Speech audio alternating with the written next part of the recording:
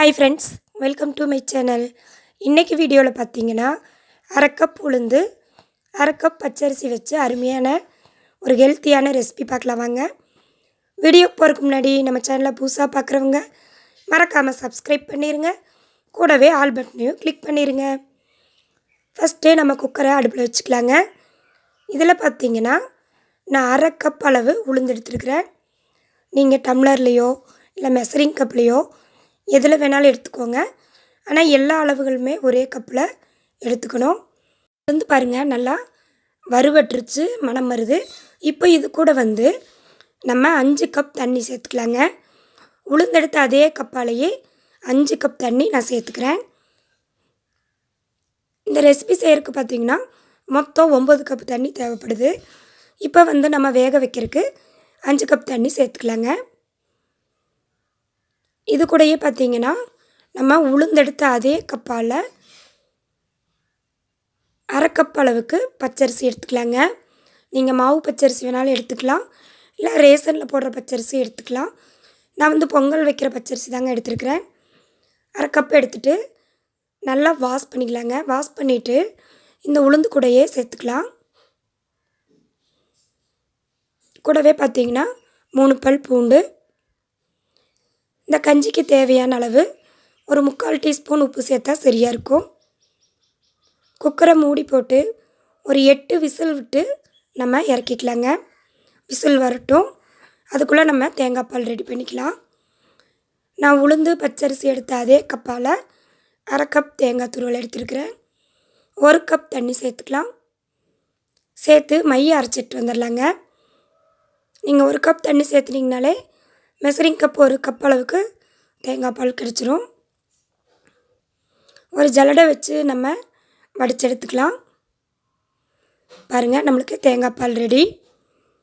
Cooker நல்லா whistle ஸ்டீமெல்லாம் இறங்கிடுச்சு. Open பண்ணி பார்க்கலாம். பாருங்கள், நல்லாவே உளுந்து பச்சரிசி பூண்டு எல்லாமே நல்லா வெந்து வந்திருக்கு. சப்போஸ் உங்களுக்கு கொஞ்சமாக வேகலை அப்படின்னு தெரிஞ்சால் ஒரு 5 நிமிஷம் அடுப்பில் ஒரு மீடியம் ஃப்ளேமில் வச்சுட்டு நீங்கள் மறுபடியும் வேக வச்சுக்கலாம். ஒரு கரண்டியோ அல்லது மத்தோ வச்சு நல்லா மசித்து இந்த கஞ்சி பதத்துக்கு மசித்து விட்டுக்குங்க.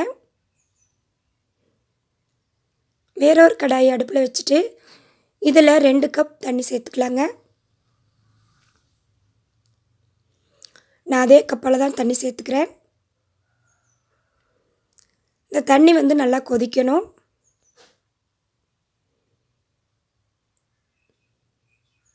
பாருங்கள், தண்ணி நல்லா கொதித்து வந்துருச்சு. ஸ்டேஜில் பார்த்தீங்கன்னா நம்ம அரிசி உளுந்த இது கூட சேர்த்துக்கலாங்க. சேர்த்துட்டு ஒரு கப் தண்ணி சேர்த்து குக்கரை அப்படியே அலசி இது கூட சேர்த்துக்கலாம். அடுப்பு கண்டிப்பாக லோ ஃப்ளேமில் தான் இருக்கணுங்க, இல்லாட்டி அடிப்பிடிக்கிறதுக்கான வாய்ப்பு இருக்குது. ஒரு முறை நல்லா கலந்து விட்டுருவோம்.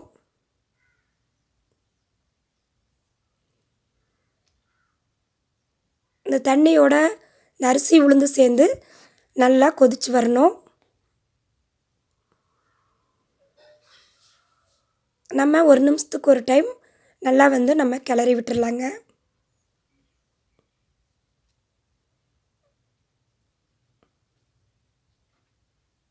பாருங்கள், நல்லா கொதி வந்துருச்சு. இந்த ஸ்டேஜில் நம்ம எடுத்து வச்சுருக்கிற தேங்காய் பாலை இது கூட சேர்த்துக்கலாம். பாருங்கள், 1 கப் தேங்காய் பால் அதே மெஷரிங் கப்பில் தான் சேர்த்துக்கிறேன். தேங்காய் பால் சேர்த்துட்டு ஒரு கொதி வந்தால் போதும், ரொம்ப நேரம் கொதிக்கக்கூடாது. பாருங்கள், ஓரங்கள் எல்லாம் லேசாக கொதி வர ஆரம்பிச்சிருச்சு. ஒரு டைம் கொதிச்சிருச்சு. இனி ஒரு 1/4 டீஸ்பூன் போல் பெப்பர் பொடி சேர்த்துக்கலாங்க. இது உங்களுக்கு விருப்பம் இருந்தால் சேர்த்துக்கலாம், வேண்டாட்டி நீங்கள் ஸ்கிப் பண்ணிடலாம். ஏன்னா இந்த காரம், உப்பு, இந்த பூண்டு வாசம் இதெல்லாம் சேர்ந்தால் தான் இந்த உளுந்தங்கஞ்சி ரொம்ப டேஸ்ட்டாக இருக்கும். நம்ம நல்லா ஒரு ஆரோக்கியத்துக்கு ஒரு இடுப்பு எலும்பு வலுப்பெற அருமையான உளுந்தங்கஞ்சி ரெடி ஆயிடுச்சு. கண்டிப்பாக இந்த ரெசிபி ட்ரை பண்ணி பாருங்கள். பார்த்துட்டு லைக் பண்ணுங்கள், ஷேர் பண்ணுங்கள், கமெண்ட் பண்ணுங்கள். சேனலை மறக்காமல் சப்ஸ்கிரைப் பண்ணிடுங்க.